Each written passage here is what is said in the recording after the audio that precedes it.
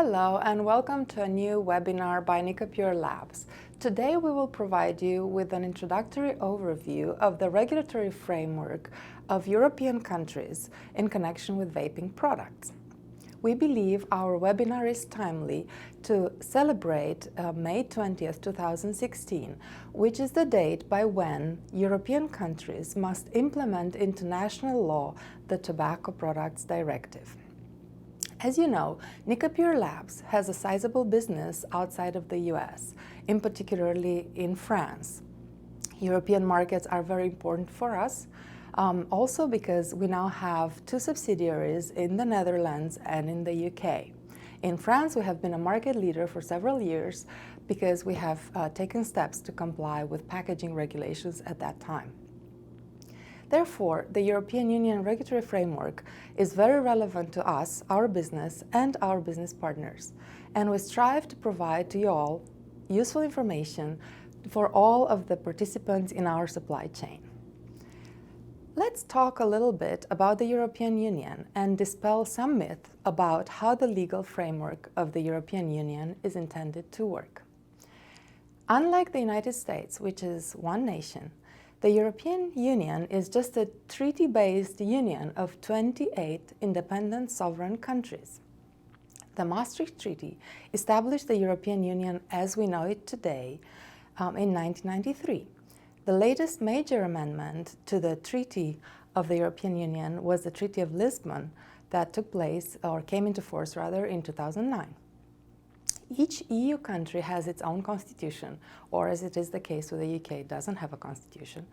And they have an official language, they have their own national laws, as well as national institutions, ministries, agencies, presidents, or kings. Each EU member state is an individual member of the United Nations. Some countries in the European Union have the same currency, the euro, and some have different currencies, such as the UK and Romania. Also, the United Kingdom will hold a referendum in June, which will decide whether the United Kingdom will remain in the EU or not. We'll see how that goes. Although EU member states retain their own administrative, judicial, and legislative institutions, the European Union as an entity has some of those institutions of itself and also issues legislative acts. The European Union institutions are the European Council, the Council of the European Union. By the way, the two are not the same, in spite of the misleading name. And the European Parliament, as well as the European Commission, the Court of Justice of the European Union, the European Central Bank, and the European Court of Auditors. The main legal acts of the EU are regulations, directives, and decisions. Now, let's see what the difference is between the three, and then we'll talk about the Tobacco Products Directive, which is, of course, a directive, therefore a type of legislative act of the EU. Regulations become law in all EU member states the moment they come into force. They're adopted by the European Union bodies and they immediately come into force. Therefore, for regulations, there is no requirement for the member states of the EU to adopt national laws that will transpose regulations. Regulations also automatically override any existing domestic legal provisions in any of the EU member states that conflict with the newly adopted regulations. By contrast, directives, and the Tobacco Products Directive is a directive, obviously, require member states of the EU to achieve a certain result through each country's national laws that is consistent with the language of the directive. However, the directives and the EU leave each country the discretion to basically accomplish that result. So in other words, a country will adopt a law that will mirror the language of the directive, but it can go beyond it and it can also impose additional requirements. The details of how directives will be implemented are always left to the member states. So in other words, in a particular country, the directive may be implemented through a law. In another country, the directive could be implemented through a decree by one of the ministries or agencies, or even of the king or queen.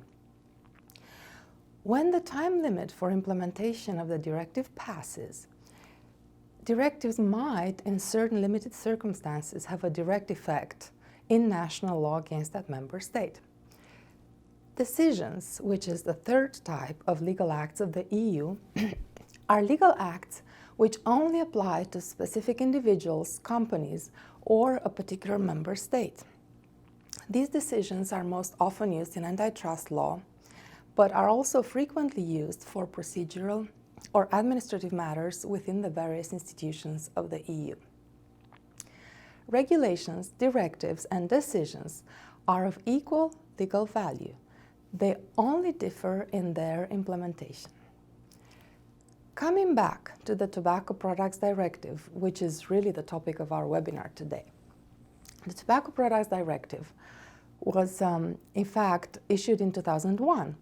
The directive that now applies to vapor products is really an amendment of the Tobacco Products Directive, also sometimes called TPD or TPD2, which was adopted in 2014.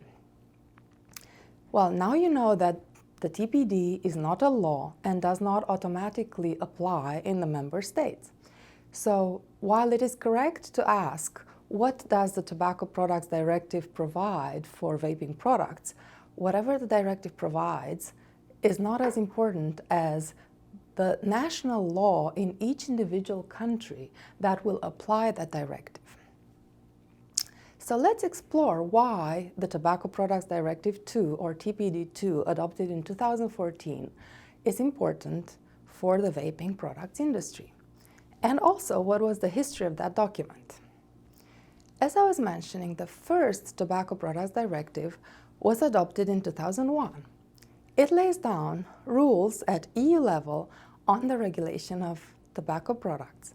The 2001 directive really only covered the conventional cigarette products, as well as for a couple of member states that still allow smokeless products such as snus in Sweden, references to those products as well.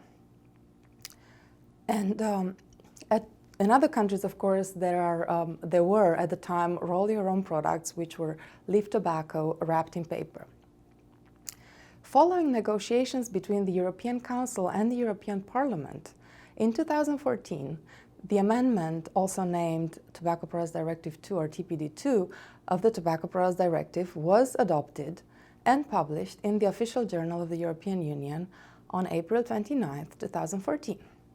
According to the text of TPD2, member states must transpose into national legislation the revised TPD2 by May 2016, which is just last week.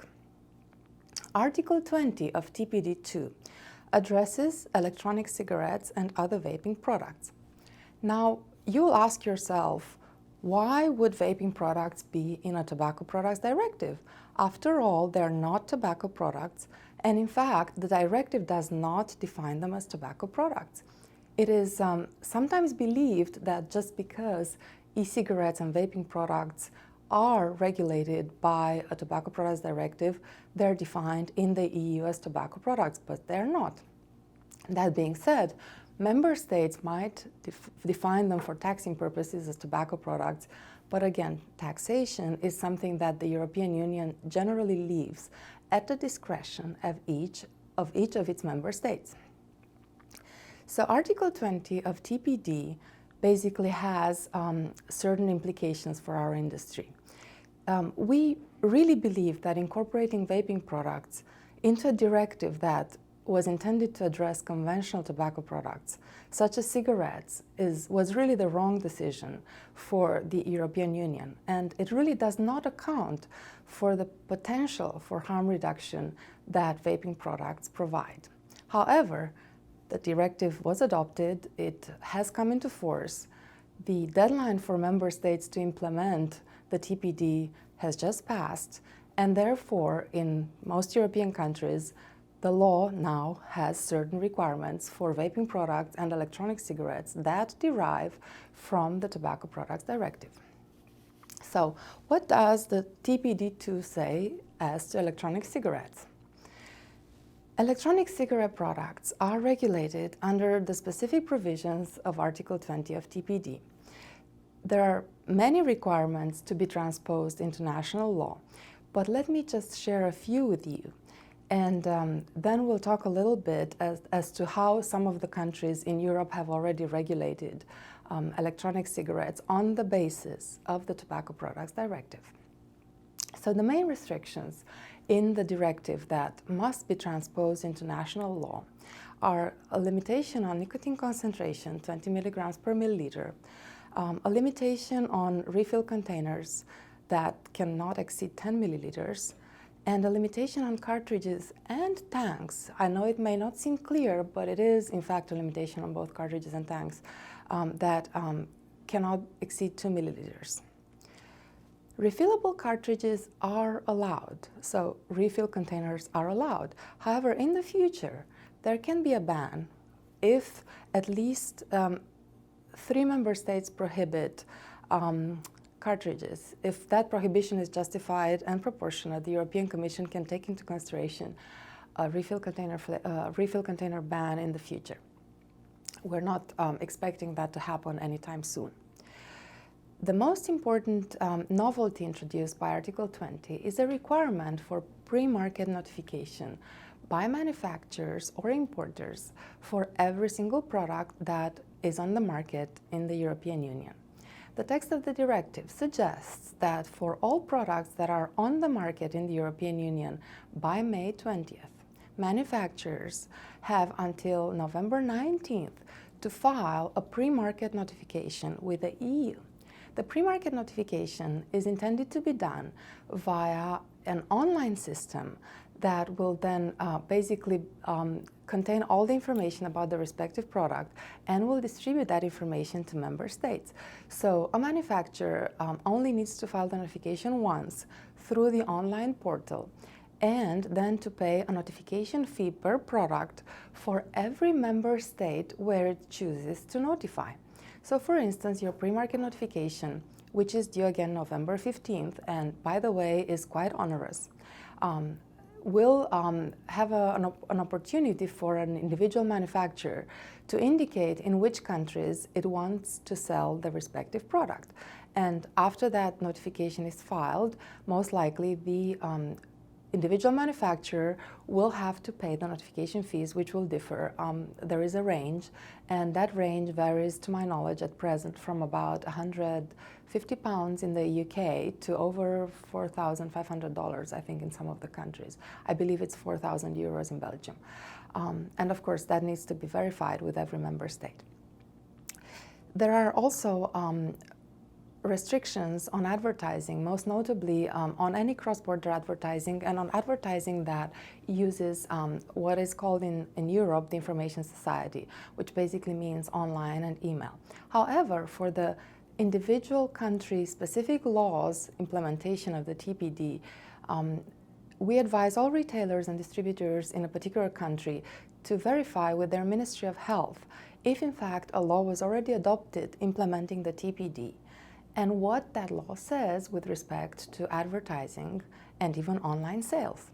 Thus, online sales are not necessarily banned, but we know already that some countries in implementing the TPD have decided to ban online sales, for instance, Portugal and so on. The UK notably specifically allows online sales. Now, we're talking about online sales bans. Again, most countries in Europe have opted to ban those. However, the most important thing for you to understand is that if your supplier, the manufacturer, is located outside of the US, the online sale ban does not apply to transactions between a manufacturer from outside of the EU and a distributor that imports into EU. So for instance, Nicopure Labs has a website, and of course our website has a section for our wholesalers and distributors. And of course it is perfectly all right to conduct an online transaction between a distributor located in the EU and a manufacturer such as ourselves located in the US. The ban on online sales applies to sales to the ultimate consumer, to the consumers based in the EU. Same with advertising restrictions. Generally, advertising restrictions will differ from countries to countries. There is definitely a ban on cross-border advertising, which may mean, for instance, that you cannot advertise products on television that is seen overseas or cross-border within the EU. It may also mean that you cannot advertise online as long as that advertisement is seen in the neighboring countries in the EU. However, again, for specifics of each country, you really need to refer to your national law. Remember, the EU is made up of 28 member states, and those 28 member states will have 28 different laws. In some countries, such as Germany, advertising may be further differentiated among the various federal states within Germany. So you may see advertising for a particular type of product allowed in one federal state of Germany or not allowed in another one. Therefore, it's very important to check with your local sources of information. Most notably, it's usually the Ministry of Health that will be in grade to provide information about electronic cigarettes and their regulation. There are certain, the TPD to Article 20 imposes certain requirements as to pack labeling. And again, because every country implements the TPD differently, the pack labeling, which is generally applicable as of November 19th, will be different from country to country. Typically, there will be a conspicuous health warning, a large health warning in the local language that will be required after November 19th, 2016.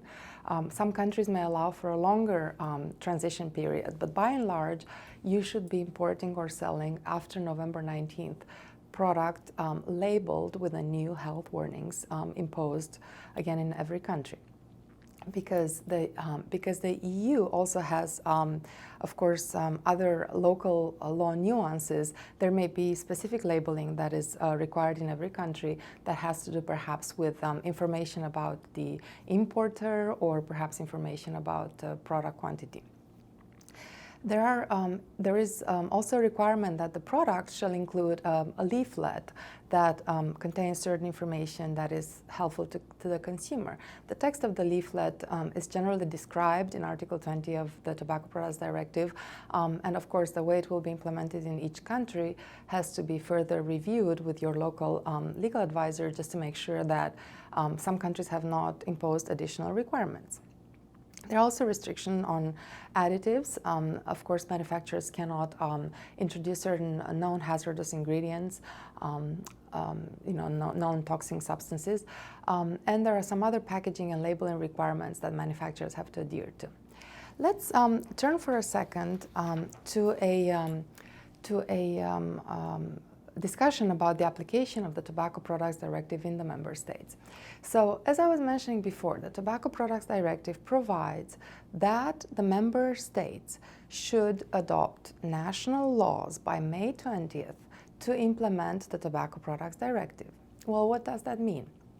Out of the 28 countries, to our knowledge, probably a little over half have partial or a complete implementation of the Tobacco Products Directive until about a week ago. Now, because laws adopted pursuant to a directive don't really need a very thorough, if you wish, congressional or parliament discussion generally. Some countries basically just rubber stamp the text of the directive, and therefore we can expect in the coming days to see sort of a domino effect of a few other countries that will very quickly adopt laws that will implement the Tobacco Products Directive, because some of them have missed the deadline or are about to miss the deadline. It is not uncommon for countries in the European Union to miss a deadline for implementation of a certain directive. It has happened in the past. The European Union has some remedies and could act to oblige the country to adopt those laws, but generally, it won't do so right away. So that creates an atmosphere of confusion generally for most manufacturers and even importers, because here we are, May 20th, and maybe there is not sufficient clarity in a particular country as to how exactly the Tobacco Products Directive is going to be implemented. And therefore, of course, importers and retailers are very curious. What are they supposed to do? Where are they supposed to look? Well, I would advise as a starting point that you should look at the text of the directive, because that's all we have. And therefore, the text of the directive generally, in terms of importation dates and new product labeling, provides that generally it is allowed to import non-compliant product until November 19th, 2016. which means that you will still see the larger size refill containers. You will still see product, obviously, that is not labeled. Another challenge is the following. Let's say a country, for instance, France or Greece, adopts their TPD implementation law, let's say on May 20th. And let's say that country provides for a very short deadline for a packaging change. Clearly, for a manufacturer, changing a packaging and ensuring compliance with health warnings in a particular jurisdiction takes some time. You just cannot change your packaging overnight. There is a product development process involved, a marketing development process involved, and of course you have to order the actual packaging.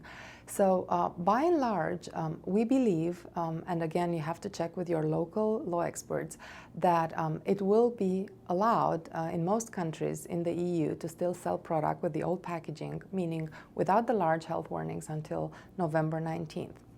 Now, notably, we know that a few countries, such as the Netherlands, actually required compliant packaging a little bit earlier, and which is why it really is important that you check the applicability of a particular requirement on a country-by-country basis. Also, what happens with new laws?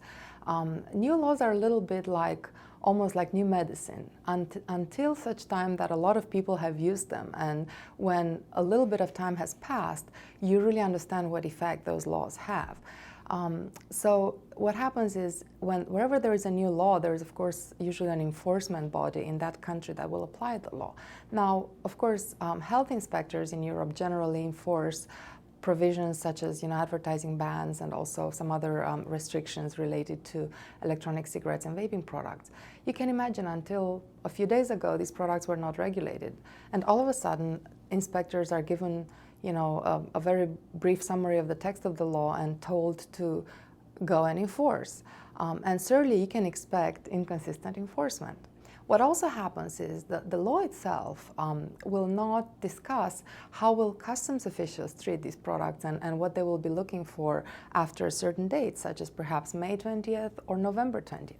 And therefore, it is not uncommon that there will be different requirements coming from different institutions such as customs or perhaps local health authorities that may be imposed on importers or retailers that are really not in the text of the law. They're rules that customs is free to make based on their interpretation of the law. So all we need to do is to work together and be vigilant and share the information about what a particular enforcement body in a particular country is requesting of retailers, distributors, and importers for that particular country. Because again, laws are generally subject to interpretation, and local authorities can elaborate and add requirements to the Tobacco Products Directive that are specific to that particular country. Let's turn a little bit to the pre-market notification, and let me share with you what we as a company have been doing to prepare. So the pre-market notifications are due on November 19th, 2011. We do not know if, in fact, the EU will provide a receipt or some form of confirmation that the notification has been done. We really do not know, simply because, again, the deadline is November 19th, and the instructions received by the European Union, in fact, do not indicate what kind of confirmation we will receive. Certainly, that's one of the questions we've asked very often. How will you prove that you've notified the product? And the simple way to say is, once the deadline comes, we expect that national authorities will provide some form of a receipt or some kind of a confirmation for every notification filed. However, being that a lot of products are going to be notified to the authorities in the EU, we expect everybody's products to range in the tens of thousands. I would not be surprised if national authorities are going to be swamped with information come November 19th, and in fact not provide any kind of receipts or any kind of confirmation. Therefore, we will really have to wait and see. The online notification process really requires that we file confidential ingredient information as well as device information. Our team consists of scientists as well as outside consultants, and we have been diligently working on preparing for our required testing as well as for the upload of that information. We estimate that we will meet and by far exceed the deadline, meaning we will be ready a lot earlier than the deadline. However, we do not expect, as I was mentioning before, to receive any kind of confirmation anytime before November 19th from national authorities in connection with those notifications. So again, we will have to see how it all evolves after November 19th.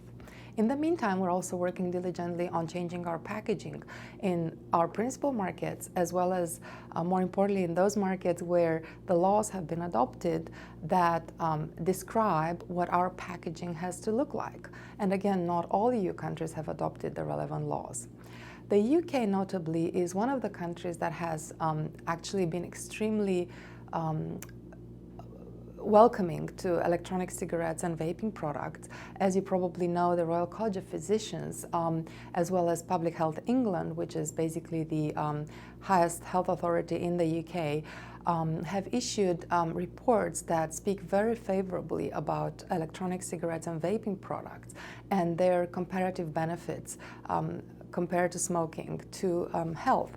And therefore, their institutions we found to be very responsive. So the UK has now a complete legal framework. The UK has completely transposed the Tobacco Products Directive.